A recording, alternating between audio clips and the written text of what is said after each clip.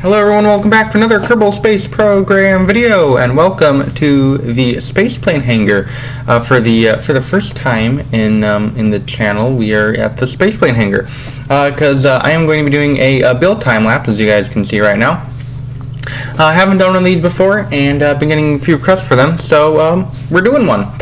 These won't be for every video because they take a little more effort, especially to edit and to record and stuff, so don't expect these for every video, but yeah, we'll have them once every while. If you guys really want them, then maybe we will do them every video, but just let me know in the comment section below if you are at all interested.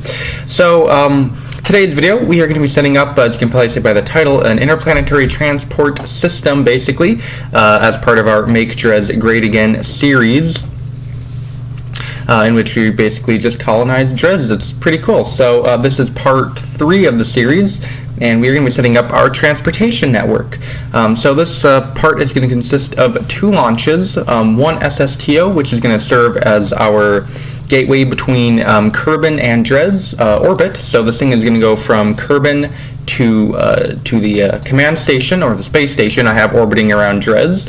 And then we are also going to be launching a shuttle, or a lander, that is going to shuttle the Kerbals between the command station and the surface base, which is yet to be constructed. So we're going to be sending both of these craft out to Dres today, out to the command station. They're going to dock up, and that'll be the plan for today's video. So first craft that we're constructing is the SSTO. As you can see, it has room for a lot of Kerbals.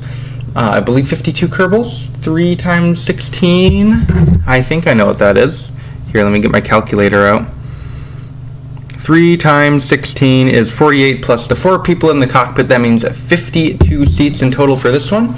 And then we're just going to have a the shuttle, rather, is going to have less people, actually. It's going to only have room for 15 Kerbals, so it's a bit smaller. And then you can see we're just putting on our mission flag, or our campaign flag, for Jebediah and Bill. We need to make Dres great again. Gotta get that campaign logo out on all the craft, just so everyone knows who this belongs to. We gotta spread the message. Gotta spread the message to all of our potential supporters, even though Jebediah and Bill are both on the Mun right now and are nowhere near Dres, but they will get there eventually, guys. We have not neglected our candidates. Actually, for the while we have, but we won't forever. So we finished the SSTO, by the way, and we're just constructing the shuttle, which, as you can see right now, has those 2 hitchhiker storage modules, and then the Mark 1-3, or basically the Apollo-style command pod on the top.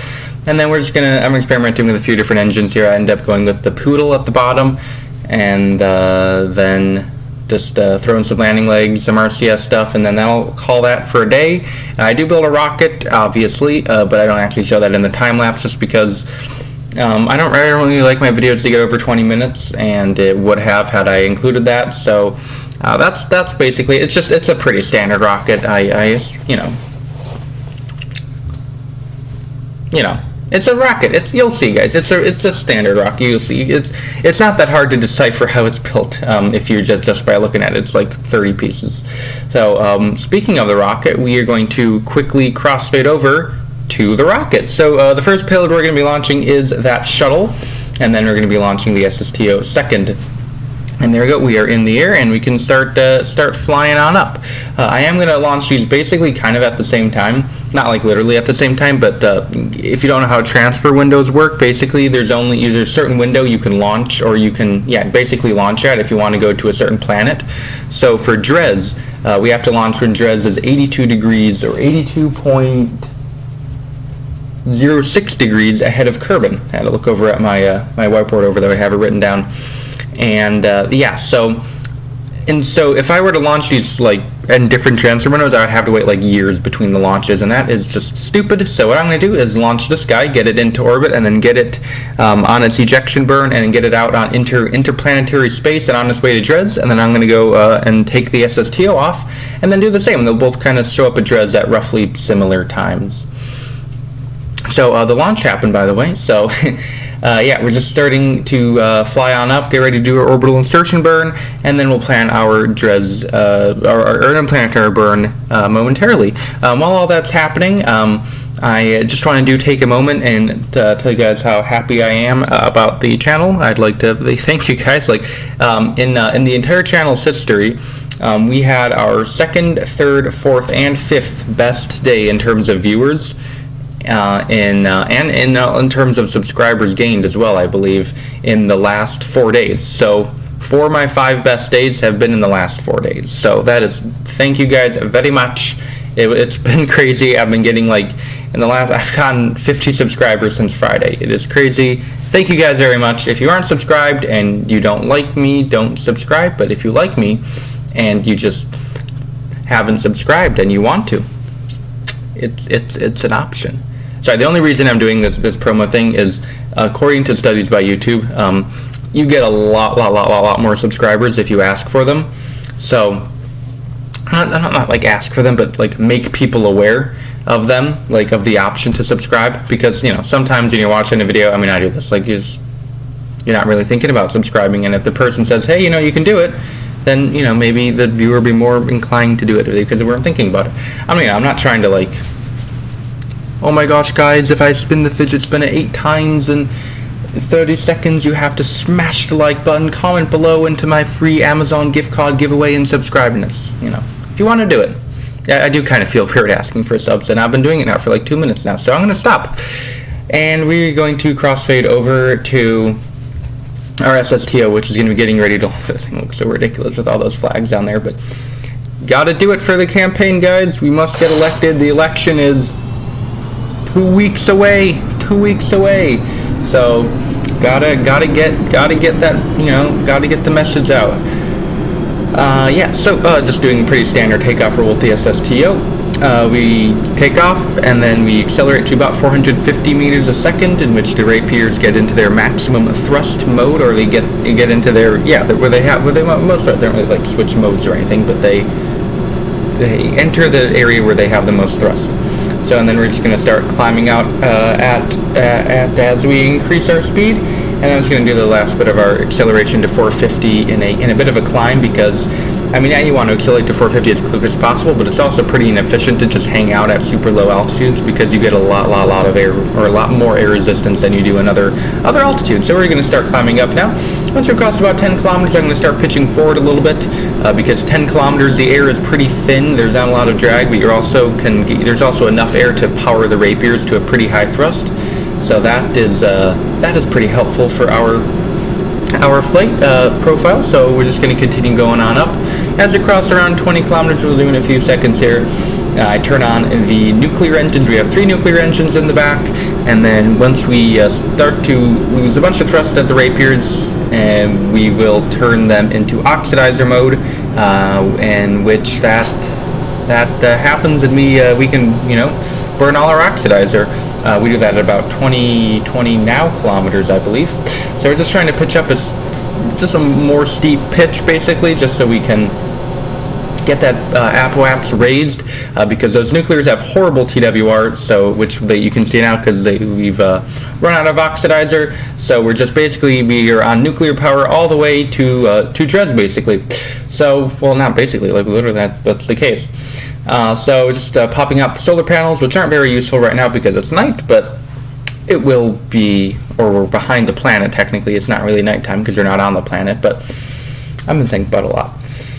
But we are going to be, not like, but I am going to continue talking, which I probably shouldn't be because I've talked about stupid stuff. Doing our orbital insertion burn right now with the nuclear engines, and then we're going to plan our interplanetary burn just like the other one. You guys have, if you've been watching my channel a lot, and you've seen like the other 2 parts of the Dres series, these, you probably have a pretty good idea how to get to Dres. If how I get to Dres, what I kind of do, you kind of see what my kind of, I don't think it's much different than how everyone else gets to Dres. You just make a maneuver node. So basically, I'm going to be cutting out most of the maneuver node planning and correction burns, because if you guys want to see that, you can look at the other videos, and I think it's getting a little bit old at this point. and I did need to cut out some time for this video because of that build time lapse in the beginning. And this is also a fairly dense video. Like, we have 2 launches that are both going interplanetary, so they both have a lot of crap associated with them in terms of, you know, stuff going on, and like, you know, burns and all that kind of crap. And there's, you know, 2 fairly long dockings at the end because I am docking both of these to the command station, which is huge and runs at like 8 FPS. So that's fun, isn't it, guys? If you didn't know, we're actually gonna be splitting our ejection burn into 2 burns. So, as according to the Oberth effect,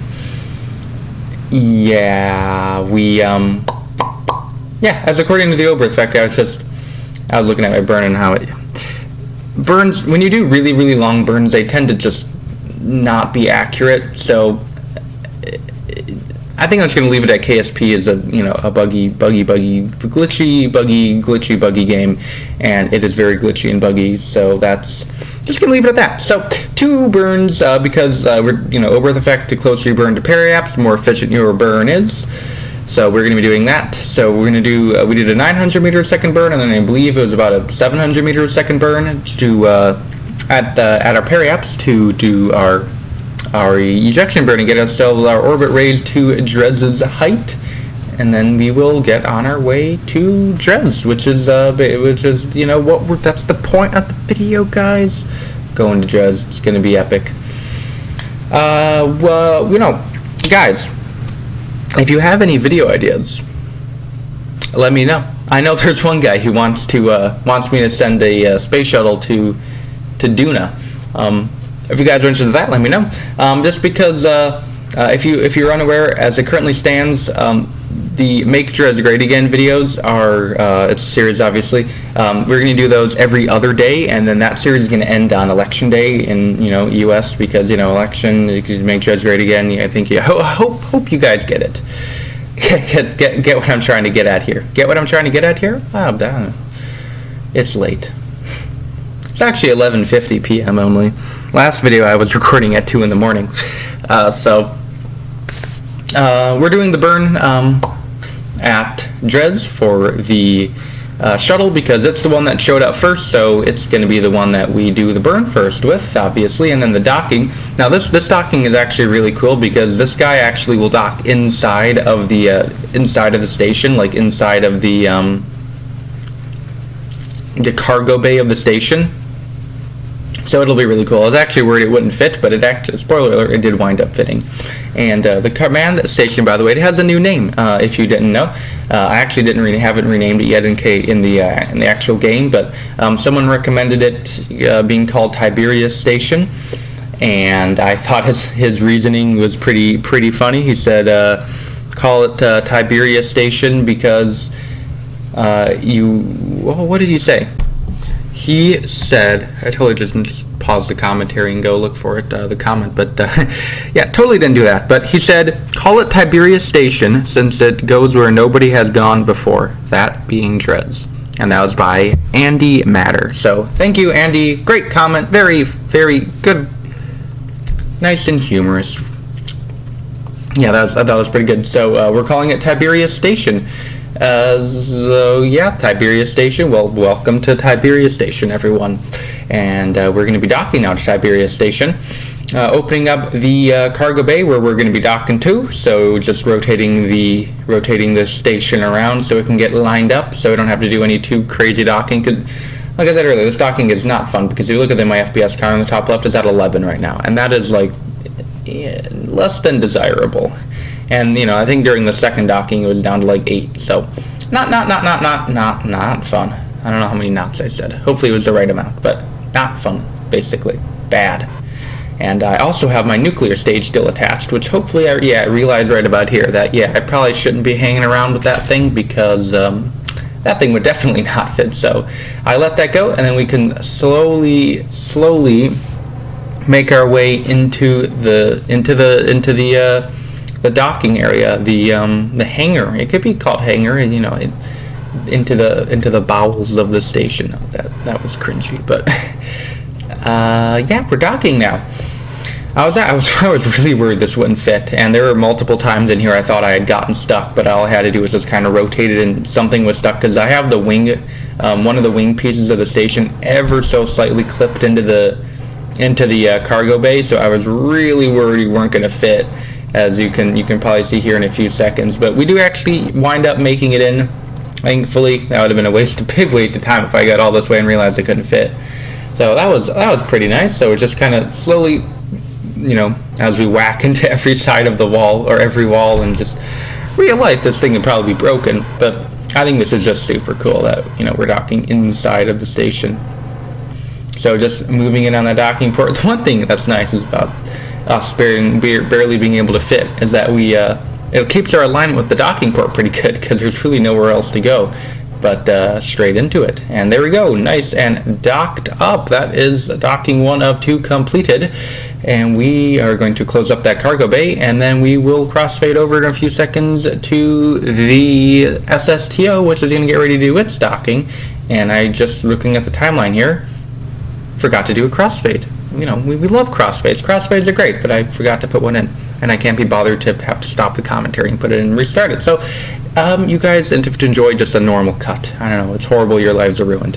But these Kerbal lives are not ruined, because what a transition, right? They're about to get to their destination, and they're so excited to make Dres great again. They can't wait to make some good trade deals with Duna and Jewel. They're having such a good time. Now the maneuver nodes are being the maneuver nodes, so my burn didn't really go exactly as planned. So I just basically stopped the burn as soon as I got my orbit. I got captured around Dres. So then I just fine tune it later and get a circular orbit and get my docking done, which you guys will see here in a few seconds. Gosh, this video does feel a little long. My normal videos are usually about between probably 13 to 16 minutes in length, and this one's about 21 minutes. This is way on the upper end of what I like to do. Like Matt Loud, I've seen him have like 30-40 minute videos. I don't know how he manages to do that. Mainly the reason for me is do people really want to watch that long of videos? Like, wow. Like 20 minutes is pushing it, in my opinion. I know Matt has said in some of his videos that he thinks they should be shorter as well. So yeah, I don't know. If you guys like longer videos, let me know. But I doubt you would. Like, I don't really like sitting through 35 minutes of KSP, especially if it's like pretty repetitive. Like this mission is like, all right guys, we're gonna do burn number 1, ejection burn. All right, oh, that was done. All right, we're gonna do the exact same thing again. Oh, correction burn 1. No, I have to do the second correction burn. Now we're gonna do the first docking, now second docking. So that's partly why I tried to kind of cut out a lot of the middle stuff and just get to the get to the important bits, or the interesting bits, which for this video, was like the launch and the build probably, and the docking. So I know I already said the docking was like the repetitive bits, but like these are fairly unique dockings in my opinion. Like one has to like fly into the ship, and the other one is like half the size of the ship. So or the station, Tiberius. That's a cool name. Tiberius was a Roman emperor, if you were unaware. I believe Roman, not Greek. I always get the two confused. Maybe it was Greek. I'm not very knowledgeable in my history, or at least ancient history. But this video is not about ancient history, is it? This is a KSP video. This is about space and space frogs they look like the result of like a lot of radiation. Nevertheless, our radiation space frogs will go ahead and they kind of look like if people were just stranded in space for just hundreds of years, and they just got bombarded by radiation for just hundreds of years. That would probably look like Kerbals, and we would make really cool SSTOs and stuff, which in space stations and bases, and it'd be great. And this is a great station, right guys? I don't know, maybe this thing looks like a plane, and I feel like I confused a few people on this video, or on the video where I sent this thing up, the Tiberius station up into orbit, just because I think some people might have assumed it was an SSTO. I mean, sorry if I misled anybody. This thing is definitely not a plane. The thing I'm flying though is a plane, and has it is surprisingly close in size to the command station. I was actually pretty surprised when I got up close to it how big the plane was. Oh. I mean, granted, the station has those two kind of arms with those giant fuselage pieces on the side, which make it just not many times, but quite a bit bigger. But you know, this thing it's still sizable. Like, it's not unnoticeable. It's definitely not unnoticeable. Yeah, the unnoticeable craft is going to get ready to dock now. Just popping open the docking ports, and then they will slowly coast together. And obviously this thing could not fit in this cargo bay, so we have to use the exterior docking ports. And then we will slowly, in our 10 FPS glory, 9 FPS now, back up to 10, but yeah, slowly coast together, and that will complete another mission and another episode of Make Dres Great Again. We are one step closer to getting rid of the fake news and restoring Dres to its former glory. So, at already 20 minutes, about 45 seconds in, that is going to be the end of today's video. Do stay tuned for the next few videos. I have some pretty exciting stuff coming up, especially in regards to a starship I've been working on, so you look forward to that and some other crafts. Some more episodes of Make Dres Great Again are definitely coming up in the future. So that's all I've got for you today, though. So we'd like to thank you for watching. So next time, please rate or comment this video once again. Thank you for watching. See you next time, and bye.